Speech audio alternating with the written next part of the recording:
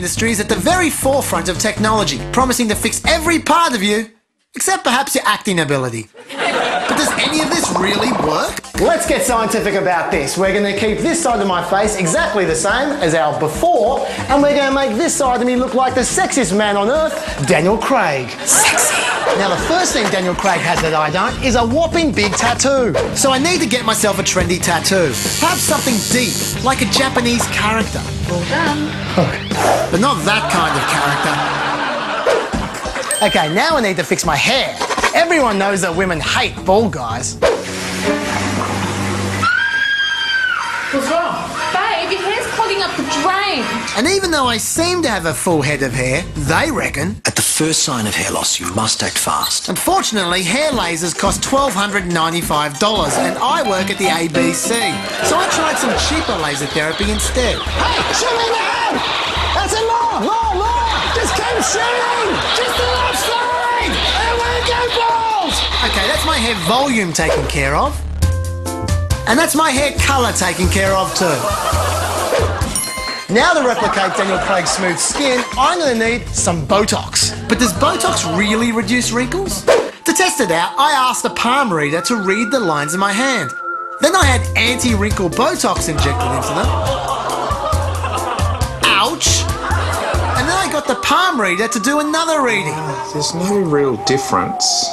Well, I see a difference. I won't be tying my shoes for a while. So Botox doesn't work on palms, but what about faces? Lovely. And those 34 injections were so fun, I had my lips enhanced as well.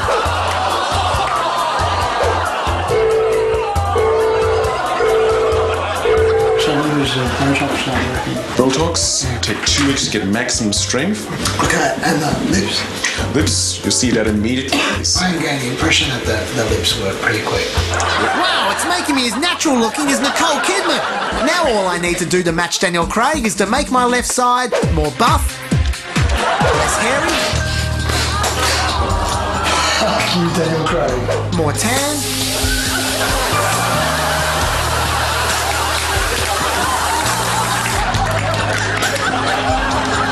more buff, more white tooth, more buff, more blue-eyed, and more buff. Now that's what I'm talking about. So which side of me is better looking? We'll use the only objective measure of beauty there is. HotOrNot.com, where the internet's finest judges of beauty come to rate people's looks while they masturbate.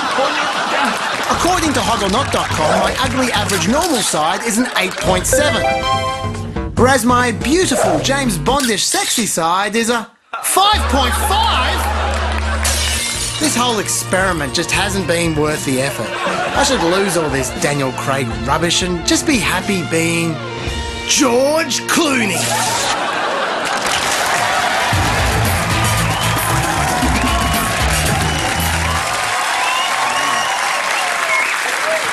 Putting his body on the line in the name of pointless research. Give it up now for Chaz Licciardello, or is it Daniel Craig?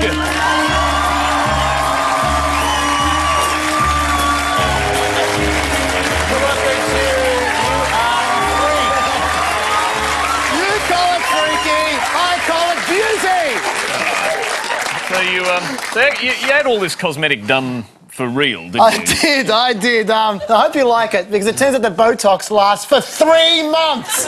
So I'm looking like this for 3 months. It's going to be a very long 3 months.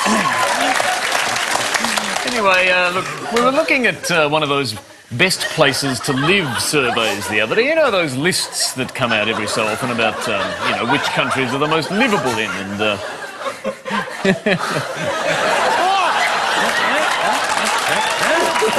Sorry, was it, Anyway, we were looking at one of those best places to live surveys the other day. You know those lists that come out every so often about which countries are the most livable in, and you know who always comes near the top of those lists? Norway. Bloody Norway always beats Australia as a livable place. Yes, and personally we're sick to death of it. I mean, something has to be done about these cocky Norwegians to redress the balance. Exactly, so we went to the capital city, Oslo, to see if we could find a way to screw the place up. Yes. First, we had to find out why Norway is such a great place to live in, so we asked a Norwegian.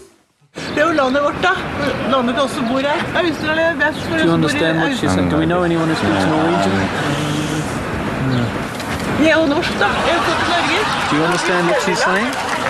He's Swedish. He's Swedish shit. Well, no luck there, so we figured we'd just go right to the top and sabotage Norway's government. We teed up a fake interview with their Minister for Cultural Affairs. So why do you think it is that Norway is more livable than Australia? I think one of the reasons that... Not to actually talk to them, we just wanted to distract him and steal some of his state secrets. Yes, well, while I was there, I figured, well, I'll just go for his wallet as well. No wonder Norway needs a culture minister. They always spell the words wrong and just try to cross out the mistakes. Yes, so using our sophisticated Aussie wit, we corrected some words ourselves to show the Norwegians what we think of them. These annoying Nords even have a higher life expectancy than us. They do, but that's because Nords don't have to deal with our savage wildlife. At least it's what we got there. That's right. Well, hopefully that'll be the last time we get beaten by these hard-working, healthy, well-educated bastards.